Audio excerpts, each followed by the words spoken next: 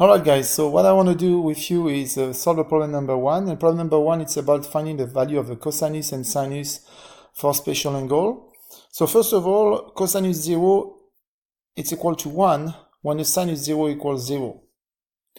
If I want to find the cosinus of 30 degrees, I'm going to take square root of 3 divided by 2. Why? Because the adjacent side is square root of 3 and the hypotenuse is equal to 2. On the other hand, sinus is going to be 1 over 2. For 45, I'm going to have 1 over square root of 2 as the cosinus adjacent side divided by hypotenuse. And if I rationalize it, it's going to be square root of 2 divided by 2 because I multiply top and bottom by square root of 2. Same thing for the sinus, 1 over square root of 2, and it's going to be equal to square root of 2 divided by 2. For 60 degrees, it's pi over 3. The cosinus is going to be 1 over 2, when the sinus is going to be square root of 3 divided by 2.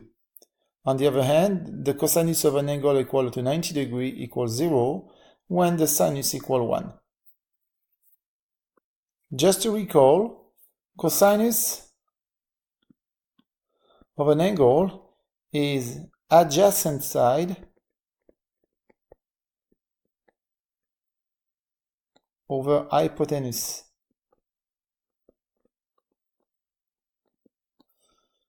Sinus equal opposite side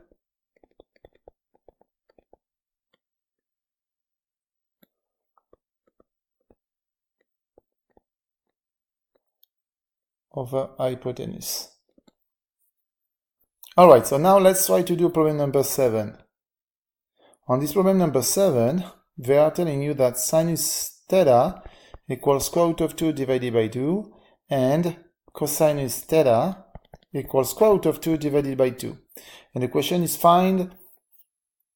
evaluate the 6 circular function values of theta. So the first one I can calculate is the value of tangent theta, which is sinus theta over cosinus theta.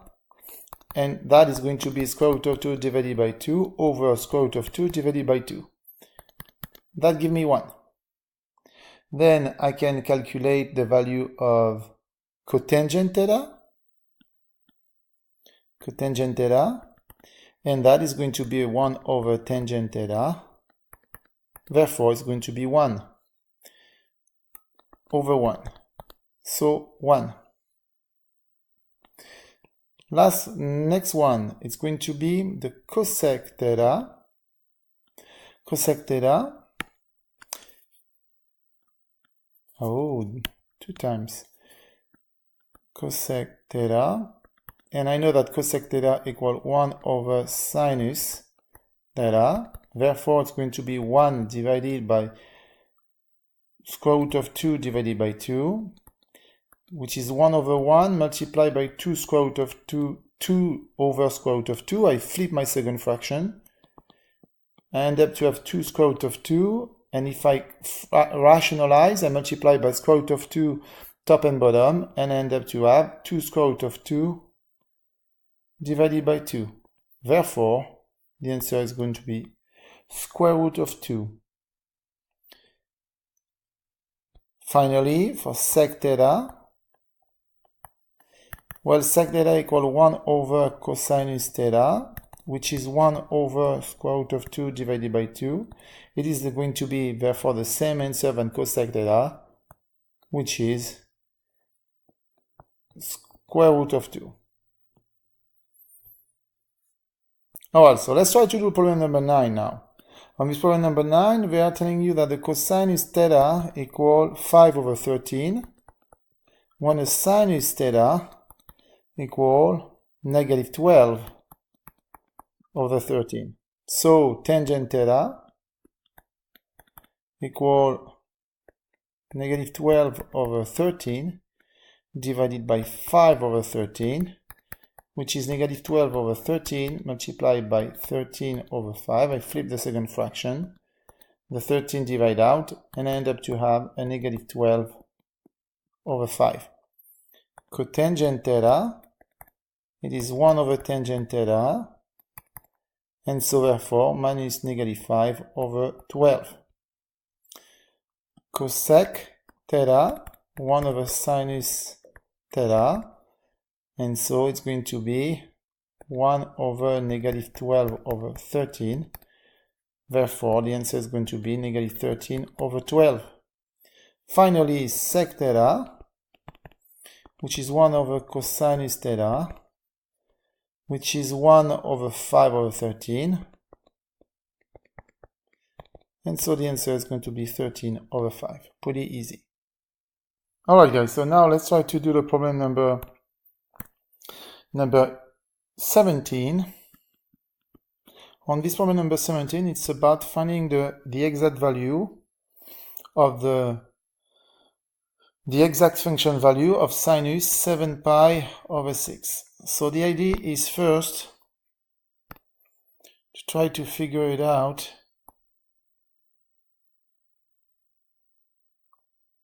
on the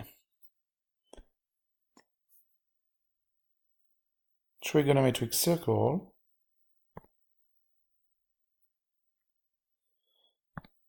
Okay, so let's try to figure that on a trigonometric circle. Where is 7 pi over 6?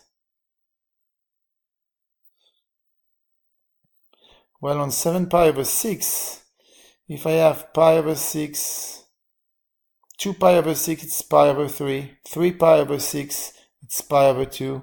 So I can easily say that pi over 6 is right here. 2 pi over 6 is right there. Then I got 3 pi over 6 is right here.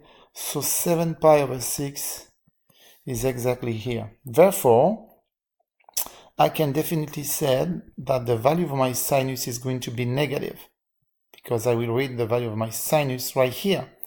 So if my sinus is negative, what is this value of this sinus? Well, I can easily say that if the sinus of pi over 6 is 1 over 2, and we already calculate that in the example number 1, the sinus of pi over 6 is the sinus of 30 degrees, it's 1 over 2. Well, the sinus of 1, 2, 3, 4, 5 pi over 6 is going to be also 1 over 2.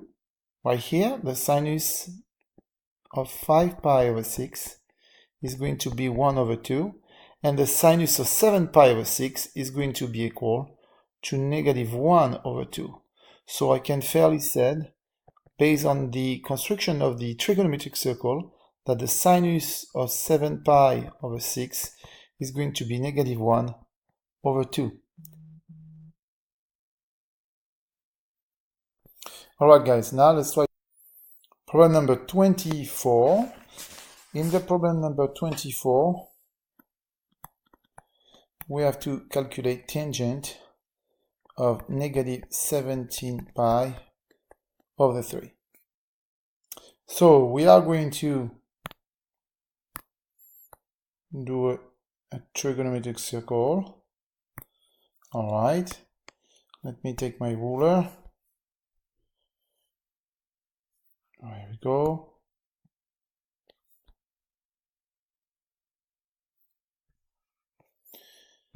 Therefore, if I'm going to that direction right here, this is going to be negative pi over 3.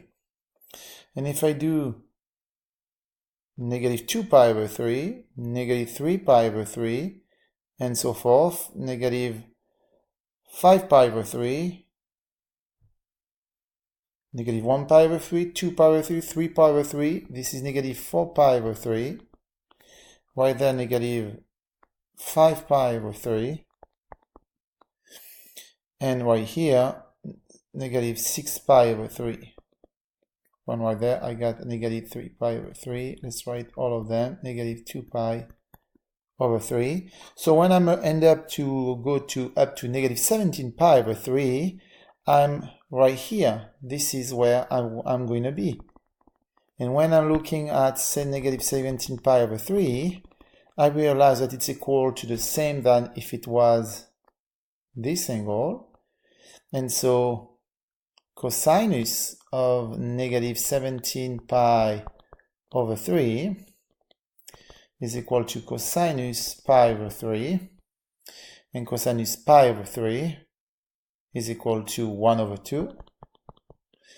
Sinus negative 17 pi over 3 is equal to square root of 3 is equal to the sinus of pi over 3, which is square root of 3 divided by 2. And when I calculate the tangent on negative 17 pi over 3, which is the tangent of pi over 3, I end up to have square root of 3 divided by 2 divided by 1 over 2. I flip my second fraction to convert the main fraction into, when I convert the main fraction into a multiplication. So 2 over 1, and I end up to have as an answer square root of 3. Alright, so let's try to do the problem number 62. On this problem number 62, we are giving you a value of cosinus s, and the cosinus s equals 0.7826. 26. Well, s equal cosinus minus 1 of 0.7826. Okay, it's not that complicated when you try to do it this way. Okay, now if I look at the other one,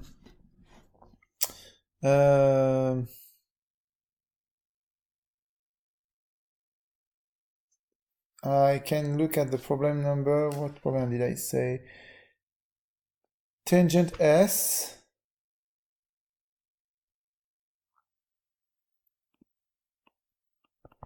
equal tangent S equal 0.2126.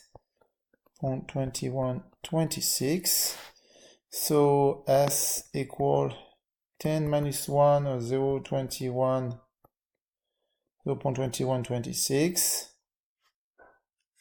Okay, and so when you look at the problem number, which is 61, you are going to find a